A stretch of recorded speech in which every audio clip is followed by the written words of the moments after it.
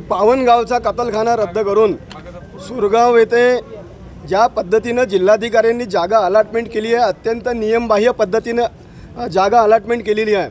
दिनांक 7/6/2024 रोजी या जागेसाठी 193च्या सर्वे नंबरसाठी जिल्हाधिकाऱ्यांनी 15 दिवसाची मुदत काढून लोकांचे ऑब्जेक्शन मागितले, पण 15 दिवसाची वाट न पाहता त्याच्या अगोदरच जिल्हाधिकाऱ्यांनी 368 नंबरचा सातबारा कत्तलखान्यासाठी आवंटित केला। हे अत्यंत नियमबाह्य पद्धतीने आहे आणि या राज्यामध्ये या जिल्ह्यामध्ये RSSचं हेडक्वार्टर आहे। तेथून सिन्यांनी देशामध्ये हिंदुत्वाच्या गोष्टी करतात आणि त्या हेडक्वार्टरच्या बाजूला 20 किलोमीटर हेडक्वार्टरच्या बाजूला भारतीय जनता पक्षाचे सरकार, महायुतीचे सरकार कत्तलखान्याला परवानगी देते। हे शर्मेची बाब आहे आणि यांनी या लोकांनी हिंदुत्वाच्या गोष्टी करू नये। नाही, शिंदे गटाला सरकारमध्ये शिंदे गट आहे, भारतीय जनता पक्ष सरकारमध्ये यांना निवेदन देण्याचं सोंग करण्याची गरज काय?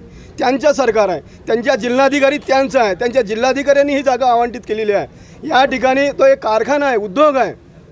त्या ठिकाणी शेतकऱ्यांच्या गावापासून सुरगावापासून 500 मीटरच्या आतमध्ये हा कत्तलखाना उभा केला जाणार आहे। त्याचे जे शेतकरी लोक आहेत, त्याचे गावकरी आहेत, ते कसे राहणार त्या गावामध्ये?